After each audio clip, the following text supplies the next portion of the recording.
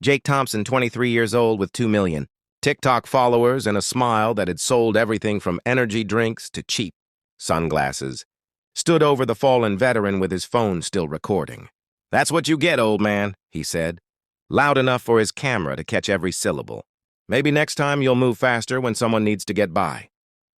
The old man, Thomas "Tommy" Crawford, 81 years young, survivor of the Tet Offensive, Purple Heart recipient, widower, and grandfather of 4, touched his reddening cheek with trembling fingers. He'd only been trying to retrieve his fallen. Cain, when the impatient young man started filming him, mocking his slow movements for content. When Tommy asked him politely to stop, the slap came without warning. What Jake didn't know, what he couldn't possibly have, understood in his influencer bubble of staged pranks and manufactured outrage, was that the 40 bikers filling the other half of the coffee shop weren't just any motorcycle club. They were members of the Patriot Guard Riders, men and women who spent their weekends escorting fallen soldiers to their final rest, shielding grieving families from protesters, and honoring veterans however they could.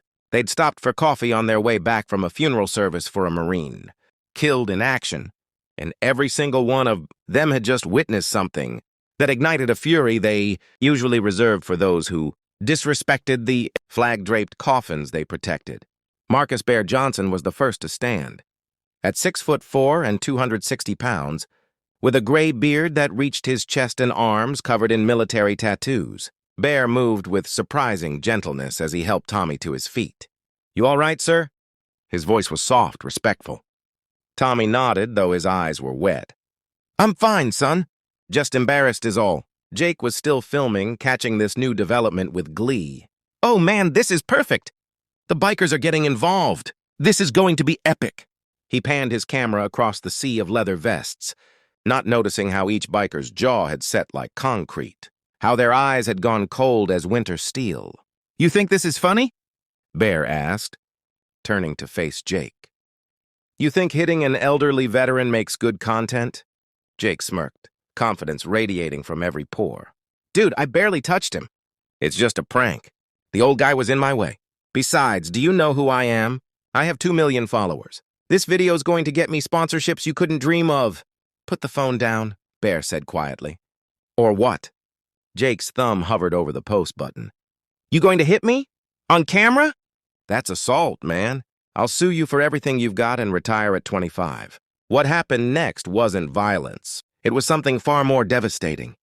Sarah Hawk Morrison, a 52-year-old trauma nurse who rode a Harley on weekends and had saved more lives than she could count, stepped forward. "Don't touch him." "Bear, I've got a better idea." She pulled out her own phone. "See, sweetheart, the thing about cameras is they work both ways." Within seconds, she'd posted a photo of Jake to the Patriot Guard's national network, 30,000 members across all 50 states.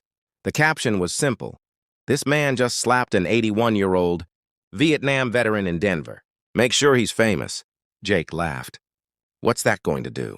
"My fans love me." "We'll see," Hawk said quietly. Another biker, Danny Preacher Williams, actual ordained minister, former Army Ranger, now youth counselor, pulled up Jake's TikTok profile on his tablet. "Looks like you've got a lot of sponsors, Jake. Tech Gear, Energy Max, Style Now.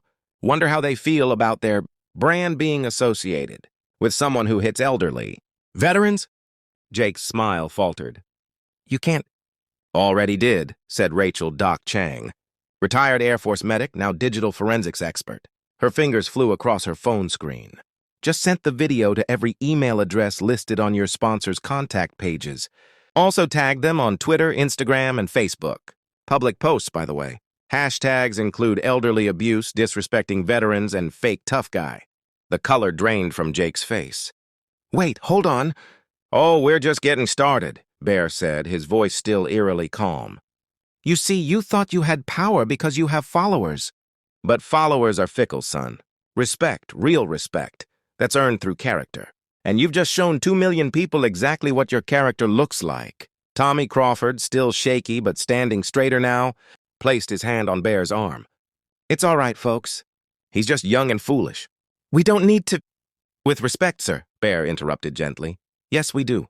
Because if we don't, he'll do this to someone else, someone who doesn't have 40 bikers watching their back. Jake's phone began buzzing, then buzzing more. Then it didn't stop. His face went from pale to green as he scrolled through the notifications. His comments section was exploding, but not with the praise he expected. Former fans were posting screenshots of the incident, which someone in the coffee shop had already uploaded from their own angle. The difference was their video showed the full context.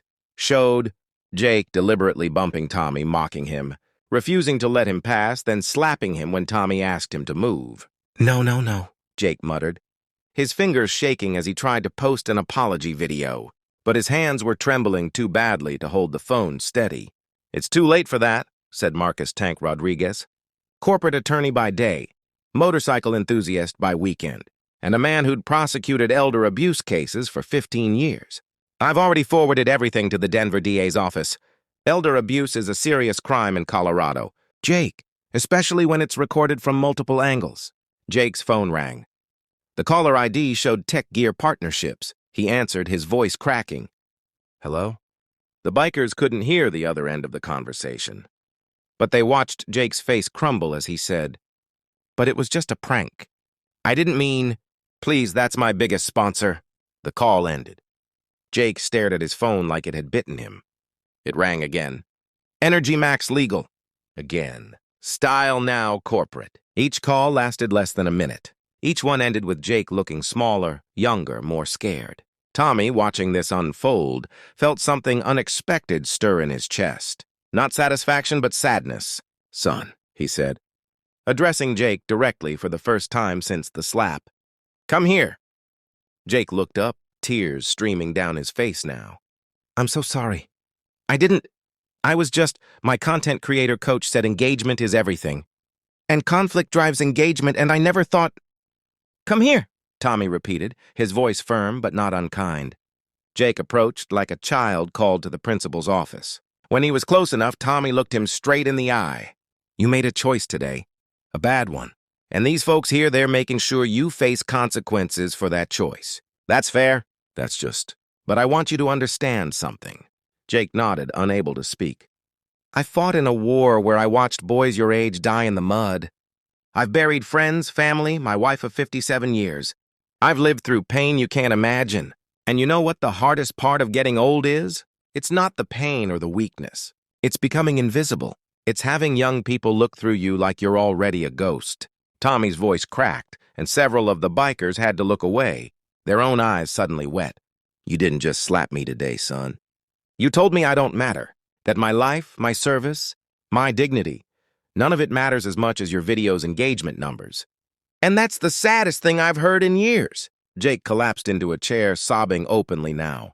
"I'm sorry. I'm so sorry." The coffee shop remained silent except for Jake's crying. Finally, Bear spoke. "Here's what's going to happen. Jake, you're going to volunteer at the VA hospital every weekend for the next year. You're going to listen to veterans' stories. You're going to help them, serve them, treat them with the respect they deserve. Doc here will supervise, make sure you actually show up and do the work. You're also going to create a new video series," Hawk added, "about real heroes. Not stage pranks, not fake drama. Real stories about real people who've sacrificed for this country. And you're going to donate every penny of ad revenue to veterans' causes." Jake nodded frantically. "Yes, anything, I'll do anything." And Tank said, pulling out a business card, "You're going to meet with a youth counselor, preacher here. Actually, once a week to talk about empathy, consequences, and what it means to be a decent human being. Most importantly," Tommy said, his voice stronger now, "you're going to live differently. Not for content, not for followers, not for likes, but because it's right." "Can you do that?" Jake looked at the old veteran, at the lined face that had seen so much, endured so much, and in that moment, something shifted inside him.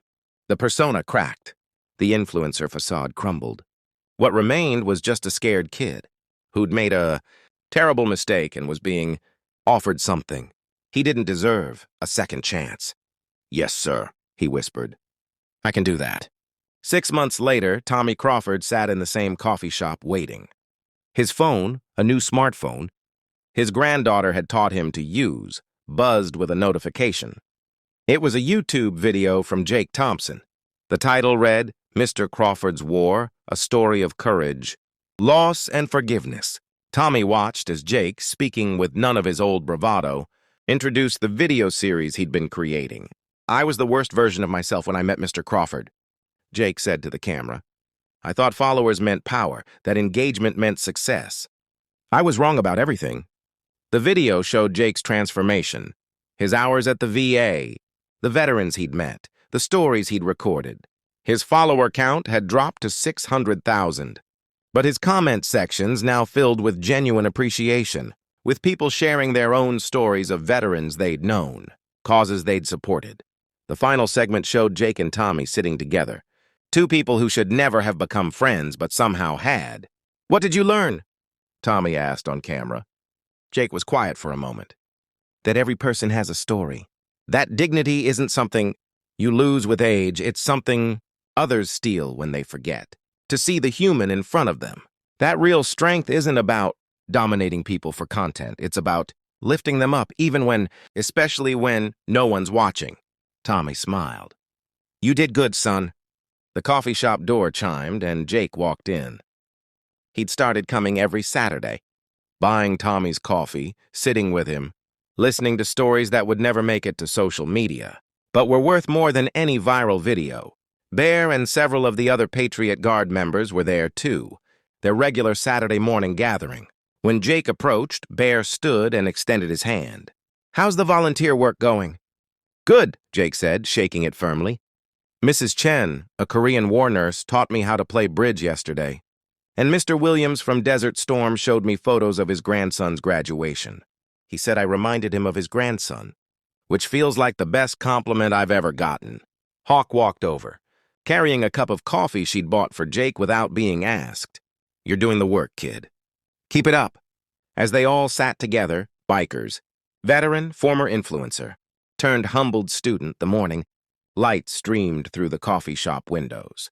Outside, people rushed past, chasing their own versions of success, their own definitions of meaning. But inside, in this small circle of unlikely friends, something profound had taken root. Jake Thompson had learned what 40 bikers and one gentle veteran already knew, that true revenge isn't about matching cruelty with cruelty. It's about transforming foolishness into wisdom, arrogance into humility, and a moment of violence into a lifetime of service.